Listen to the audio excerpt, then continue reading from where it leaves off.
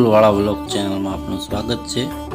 તો આજે આપણે રણજીતસિંહ ગોલેતર જે 12 જ્યોતિર્લિંગના દર્શન કરી પદયાત્રા કરી પાછા પરત દશા ગામે ફર્યા છે તેમનો આ સ્વાગત સમારોહ છે।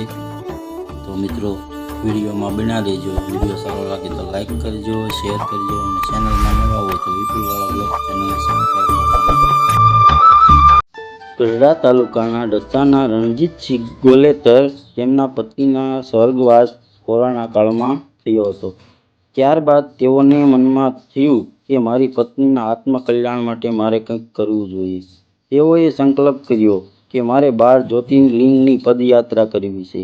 તેઓ 2022માં પ્રથમ જ્યોતિર્લિંગ વેરાવળ સોમનાથ પદયાત્રા શરૂ કરી।